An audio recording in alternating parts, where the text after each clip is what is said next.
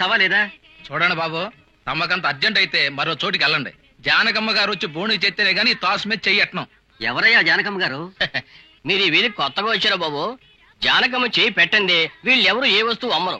ఆ తల్లి కాలు పెట్టండి ఈ వీధిలో ఏ ఇంట్లో ఏ పండగ జరగదు. అరిగో వస్తున్నారు.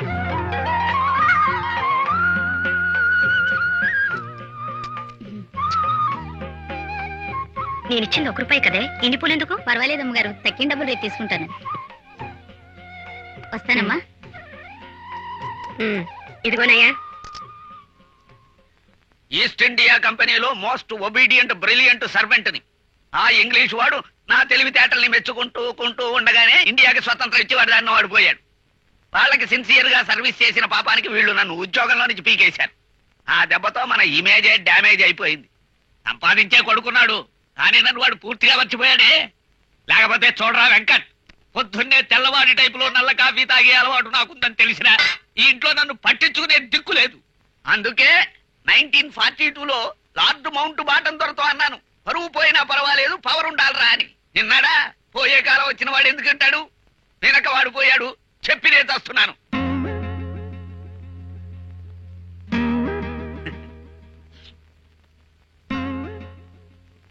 సమస్య తీరిపోయిందా మావయ్య? అబే నాకు సమస్యలేమిటమ్మా. అయినా ఈ వయస్సులో నాకు సమస్యలే ఉంటాయమ్మా. ఏదో కృష్ణారామ అంటూ 11 గంటలకి ఇంకో గ్లాసుడు కాఫీ, కృష్ణారామ అంటూ 12 గంటలకి భోజనం, కృష్ణారామ అంటూ 3ంటికి టిఫిన్, కృష్ణారామ అంటూ 6ంటికి డాక్టర్ ఫీజు. అన్నట్టు ఇవాళ 1 తారీఖు కదూ. అబ్బాయి తొందరగా జీతం తీసుకొస్తే నేను తొందరగా డాక్టర్ దగ్గరికి వెళ్ళి వచ్చేస్తాను. మీ ఇద్దరుకున్న తొందర ఆ గడియారానికి ఉండద్దు. 3 గంటలకే జీతాలు ఇస్తారు.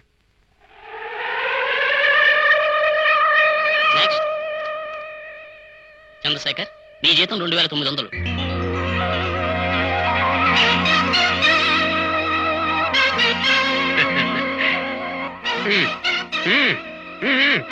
ఇవ్వండి. చంద్రశేఖరం ఎక్కడయ్యా? ఏమయ్యా చంద్రం, అక్కడేటయ్యా ఎతుకుతున్నావు? నిన్నేనయ్యా పిలుస్తున్నారో? కటింగులు మొత్తం పోను 900. 800 ఉన్నాయేంటి? మొన్న మీ అబ్బాయి ఇంటర్వ్యూ కోసం ₹100 తీసుకున్నావు, జ్ఞాపకం లేదా?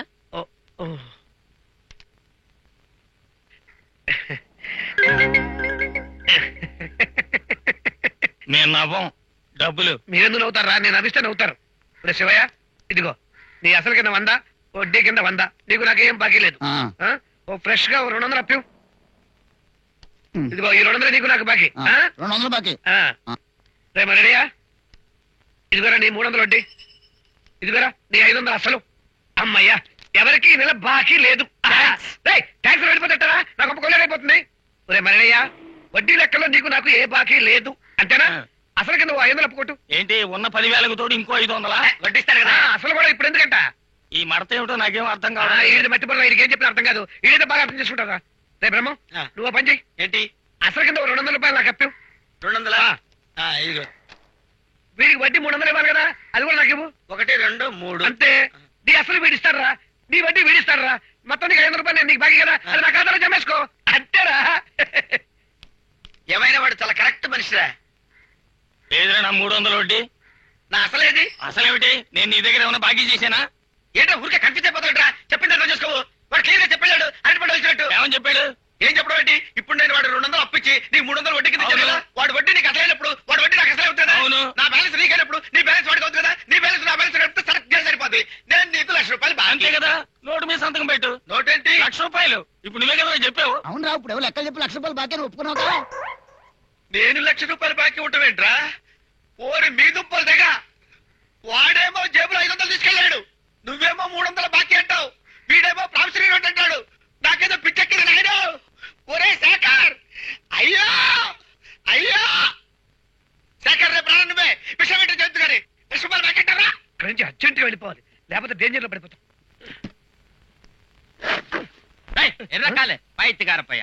ఏమిటో తిడుతున్నావు వెధవ భాషలో? వెదవ భాషలేడా, నా మాతృభాష. జాలీగా మద్రాసులో మైలాపూర్ మామి దగ్గర ఉండేవాడిని. మొగుడిలా ముద్దుగా చూసేది. యాంతాల విధి నీ దగ్గరకు వస్తుంది సస్తిని. ఒరే సర్వీసింగ్ లేదు, ఒరే రిపేర్ లేదు. ఈ రోజు జీతం తీస్తువే, నాకు పాత టైర్లను మార్చవా లేదా? నేను చెప్పులు కొనుక్కుని సంవత్సరం అయింది, నీకు టైర్లా? పద. అవరమాట పదరా అరవలో వచ్చి చెప్పకు. నేను పోను. నా వరమాట. రే పదరా. రే నా మాట వినరా. నా వరమాట. నీకు దండ పెడతాను పదరా.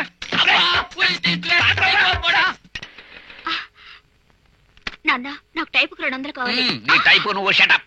ఒరే వెలవా, నాకు డాక్టర్ డబ్బులు కాకుండా ఓ 300 ఎక్స్ట్రా ఇవరా, పంచలు కొనుక్కోవాలి. అయితే నేను ఓణీలు కొనుక్కుంటాను. 200 ఇవ్వు నాన్న. ఏడ్చావు. చేతికి సెకండ్ హ్యాండ్ వాచ్ కూడా లేకుండా నేను చూస్తుంటే మీ కొత్త బట్టలు. నాన్న, ఓ 200 వాచ్కిను 200 బూట్లకి పడే. ఎల్లుండే ఇంటర్వ్యూ. నువ్వు ఒళ్ళంతా వాచీలు కట్టుకుని మోకాళ్ళ దాకా బూట్లేసుకెళ్ళినా నీకు ఉద్యోగం ఇచ్చే వెదరావడరా. ఒరే నాయన, నాకు కొత్త పంచకి డబ్బులు ఇవ్వరా. ఈ గెటప్పుతో వీధిలో కెడితే ప్రతివాడు అసలు మీరు ఈస్ట్ ఇండియా కంపెనీలో పనిచేశారా లేదా అని అనుమానంగా అడుగుతున్నారా. అవమానంగా ఉంది. నన్ను అడుగుతున్నారు.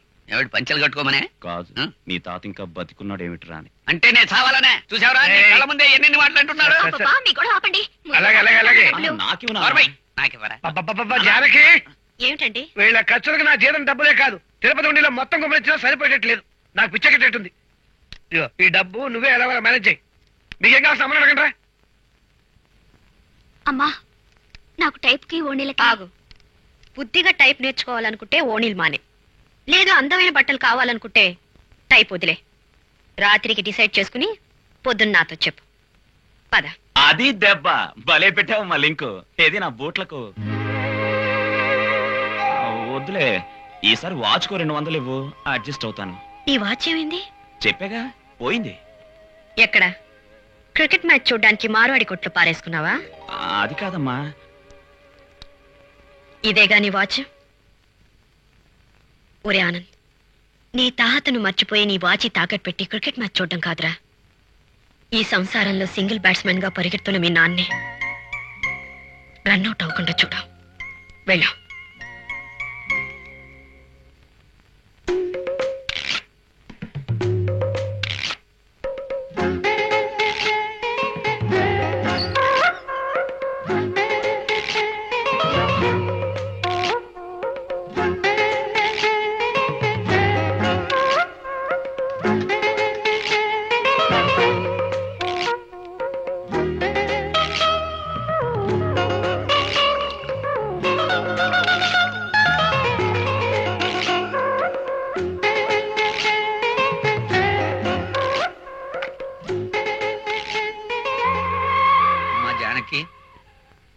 నేను డాక్టర్ దగ్గరికి వెళ్ళొస్తాను.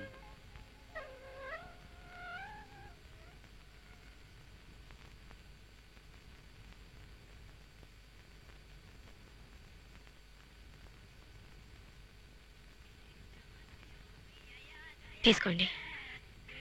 ఇంట్లో అప్పుల వాళ్ళని ఎలా మేనేజ్ చేసావు? మీరు బయట అప్పుల వాళ్ళని చేసినట్టే. ఎవరిని బాధ పెట్టలేదు కదా? బాధ దేనికి? మీరు తీసుకొచ్చిన 1,00,000 రూపాయలు అందరికీ సరిసమంగా పంచిపెట్టాను. ఏమిటో ఎత్తుపడిపో. కాదు, తెలివితేటలు. ఎవరివి? నీవే. లేకపోతే ఏమిటి? మీరు తెచ్చే డబ్బులు కూరకి ఎక్కువ అన్నాన్ని తక్కువ అన్నట్టు ఉంటాయి. అవి నా చేతిలో పడేసి వాళ్ళు నా మీద తోలేస్తే వాళ్ళేమో మీరు ఇమ్మన్నా నేను ఇవ్వనట్టు నా మీద పడుతున్నారు. ఏదో మేనేజ్ చేసాలండి. నువ్వు చేస్తావని నాకు తెలుసు. నీకు ఎంత అందం ఉందో అంత తెలివితేటలు ఉన్నాయి. అబ్బా చాలే, పడేయండి. నీకు తెలియదు జానకి, సిగరెట్ ఆఖరి దమ్ము శోభనం రాత్రి మొదటి ముద్దంత తీయగా ఉంటుంది. చాలండి, లేవండి. లేవను. అసలు రోజు మొత్తంలో నేను మహారాజులా ఫీల్ అయ్యేది ఇప్పుడే. ఇలా హాయిగా నీ ఒళ్ళో పడుకుని ఆకాశంలోకి చూస్తుంటే నా సమస్యలన్నీ మర్చిపోతాను జానకి. నేను కోరుకునేది ఒకటే జానకి, ఏదో ఓ రోజున ప్రశాంతంగా ఇలా నీ ఒళ్ళో పడుకుని టక్కుని చనిపోవాలి. Just accident. ఏమిటా పిచ్చి మాటలు? పిచ్చిదానా, అంత గొప్పవారం మనలాంటి మధ్యతరగతి మనుషులకు దేవుడు ఇస్తాడంటావా? వద్దండి, కల్లో కూడా అలాంటి వరాన్ని కోరుకోవద్దు.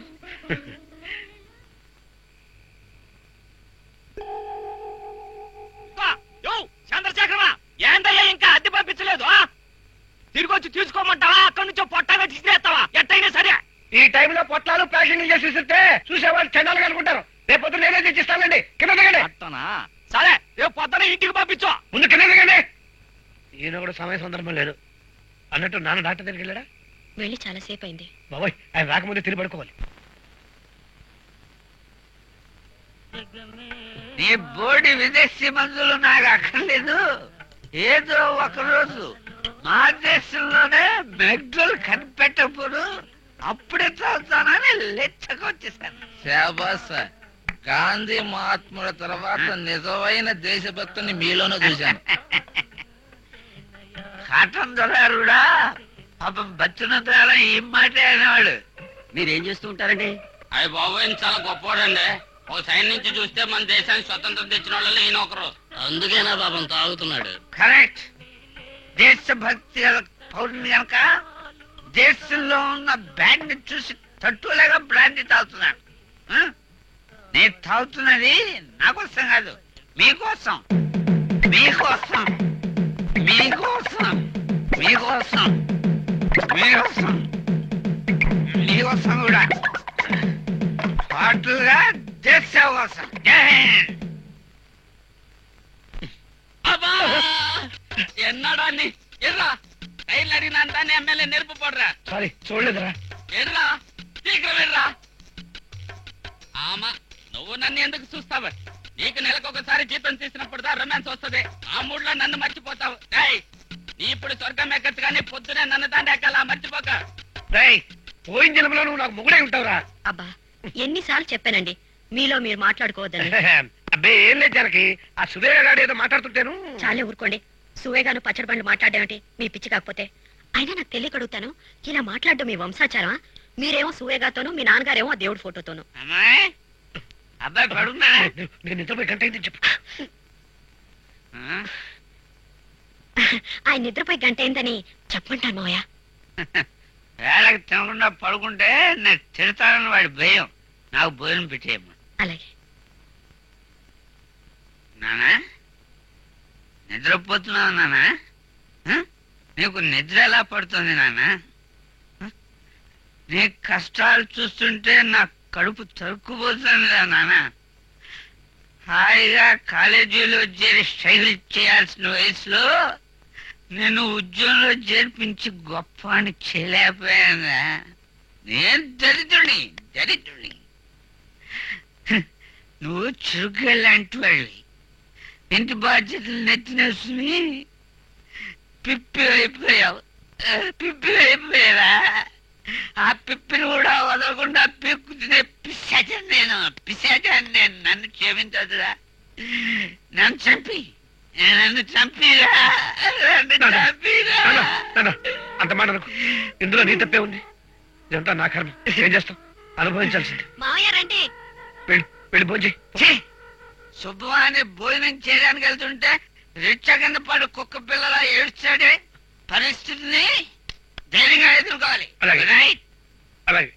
నా చేతులు నువ్వే నా చేయి పట్టుకున్నానన్నా. చెప్పచ్చా? భయం పిరిగాదా పిరిగాదా